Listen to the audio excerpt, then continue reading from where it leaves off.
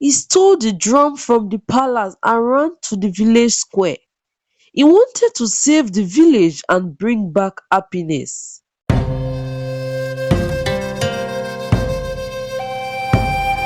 Once upon a time, there lived a king named Aga who ruled a kingdom named Uto. King Aga ruled Uto with kindness and wisdom. His people lived happily under his reign. The sun blessed their crops with golden rains, and the villagers shared their laughter and joy. They thanked their king for his guidance and generosity. But an evil eyes watched from the shadows, burning with jealousy and hatred. These valiants wanted to take everything from King Aga and his people. They waited for a chance to strike. That chance came when King Aga fell ill and died. His people mourned for their king, their tears wetting their faces. They gathered to honor him, their sad songs blending with the winds. They hoped that Prince Ola, King Aga's son, would follow his father's footsteps. But Prince Ola fell under the spell of bad advisers who lied to him and made him do wrong things. Prince Ola's enemy saw this and decided to trick him. They brought him a big drum as a gift and said it was a sign of friendship and peace. The people watched as Prince Ola took the drum, not knowing that it was a trap. The next day, Prince Ola wanted to see what the drum could do. He hit the drum and made a loud melodious sound. The people heard the sound and felt excited. The drum made magic happen. Gold and jewel came out of the drum and covered the ground. The people gasped and wanted to have some, but they did not know that the drum had a price. Their crops and plants died, the water dried up, and the people became hungry and thirsty. Prince Ola's enemy laughed at the trouble they caused. They were greedy and wanted more. They sneaked into the palace to eat the drum and asked for power and control. But this time, the drum had another surprise.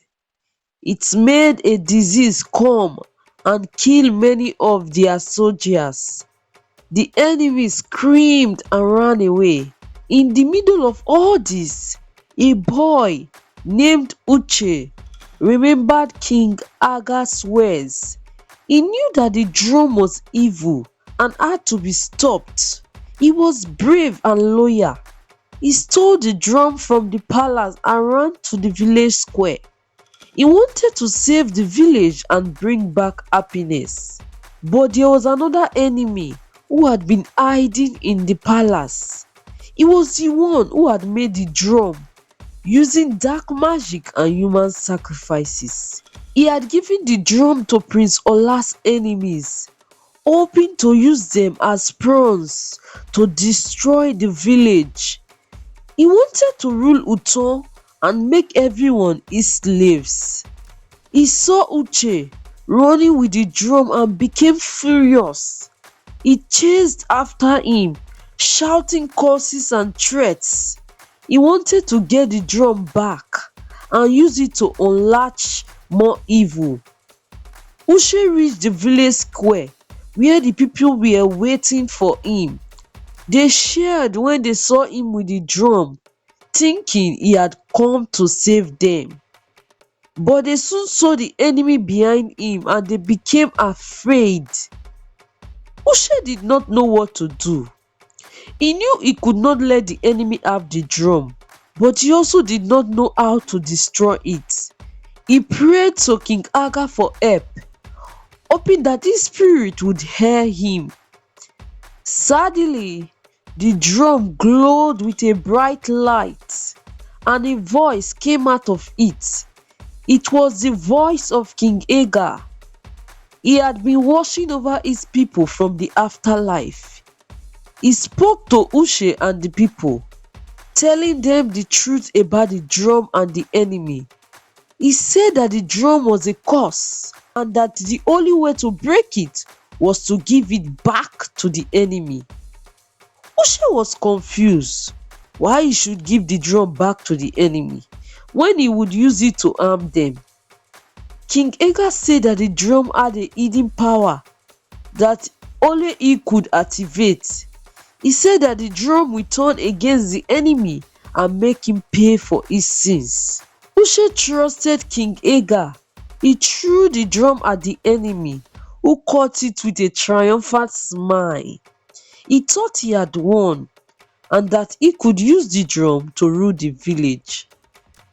But as soon as he touched the drum, he felt a sharp pain in his chest. The drum had pierced his heart with a sharp spear and was draining his life force. He screamed in agony and fell to the ground dead. The drum stopped glowing and became silent. The people watched in shock and then in relief. They realized that King Agar had saved them and that the drum was no longer a threat. They thanked King Agar for his protection and praised Ushe for his courage. They buried the drum with the enemy and never spoke of it again. They rebuilt their village and restored their happiness. They lived in peace and harmony, following King Agar's example, living and doing what is right. Moral lesson. The moral lesson of today is from an African proverb that says, if there is no enemy outside, the enemy within can do you no harm. I hope you enjoy this story. Please do not forget to leave your thoughts on the story, The Evil Drum. Do well to like, subscribe and turn on the bell notification so you will be informed whenever we post our next story. Thank you so much guys for watching. God bless you. Bye.